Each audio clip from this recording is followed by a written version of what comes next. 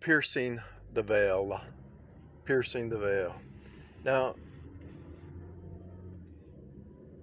a lot of people, they're trying to pierce the veil through the third eye or some kind of drug or some kind of DMT experience or whatever. They talk to the machine elves, and the machine elves tell them stuff, and the machine elves tell them stuff about their inside. Now, how do the machine elves know about their inside? Anyway, long story short, the answer to that is there's nothing new. Every person deals with the same pathologies. The path in the inner man is what it's all about. So as you get more free and more free, more truth. See, God is using the dispensations to dispense more truth. And so as you're in a daily cycle, you're able to digest more and more truth. But you have to face that hindrance. Whatever is hindering you right now, there's a hindrance, right? And so whatever's hindering you, whatever it is,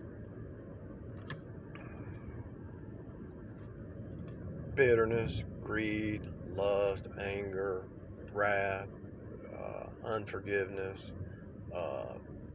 anything that's hindering you to the next level. And I'm not saying that you never go back to anything like that, but you learn what it really is. You can see it as an AI program. If you see the flesh mind, Galatians 5:19, 20, 21, you realize that's nothing but fake reality. The flesh mind is not even real.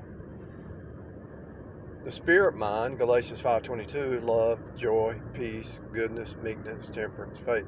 Just because you might go back to an AI program doesn't mean that's your identity. But if you're stuck in something, let's say there's somebody stuck, they can't stop drinking. Okay, let's say they're stuck, but they just can't stop drinking. That's an AI program. That's a habit that they think they have to do. I gotta have another beer. My dad told me that. He says, when I drink one, I can't stop. And it ended up killing him. It killed him. His throat would bleed, and the doctor told him, quit drinking or you're going to die. And he just kept drinking, and he died. And so he couldn't stop.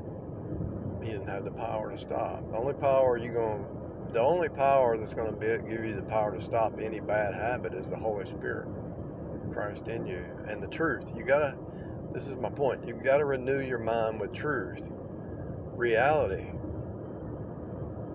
A bad habit is destruction, which proves you're born in a death cult, an AI befallen time death cult. This death cult, you're born into it, and the flesh is nothing but sin. So it has a tendency to death because the human body is going back to the grave. The spirit's going up. Think about it. When you see Jesus, you'll be like him. You'll be like him, right? Does Jesus have fear, doubt, worry, anxious? Does he worry about tomorrow? No. Does he gaze upon Jesus and you become like Jesus? That's my point. When you see him, you'll be like him. So you might not see him in the natural right now, but think about his attributes. Gaze upon those, and you become those things. What you gaze upon, you become. Let me say it again. What you gaze upon, you become.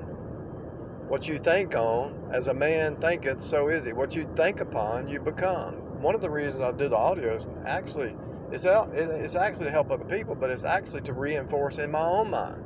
Because when you're in the flow, the discourse out of your mouth is the flow. Discourse is course. So I'm driving down the highway on my daily course, and it could change. I'm not connected to it, but it could change any moment.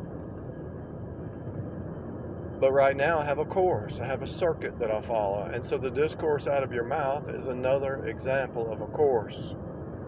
A meal, a course of a meal. The river flows through a channel, a course. The electricity flows through conduit, a channel, a course, a circuit. And so as you hit line upon line, precept upon precept, here a little, there a little, your mind slowly shifts from the death cult, the flesh mind, to the spirit mind. And it's truth upon truth upon truth. It's dispensation upon dispensation upon dispensation. God is dispensing more truth to you. He's dispensing more truth to the earth. You can outspeed the earth dispensation if you just get in the Word, because the Word reveals all the dispensations. If you really want to outpace the rest of the world, get in the Word, and that truth will be dispensed, right? Unto you, upon you, in you. Your mind will be transformed. So the true medicine, because this dispense goes back to dispensary.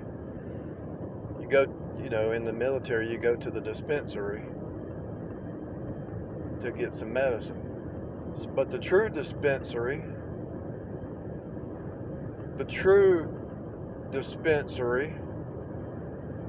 is the truth.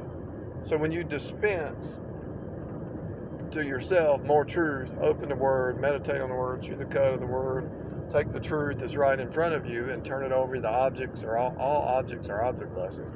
Take the objects and digest the truth, and as you chew the cud of that truth and you compare it with other object lessons, you take verse by verse, line upon line, here a little, there a little, you rightly divide it, and you look out in front of you, do the same way you rightly divide the Bible, you can do it in 3D. And so 3D, you look over here at this street sign, and you look over here at this tree, and you find patterns, you find common denominators.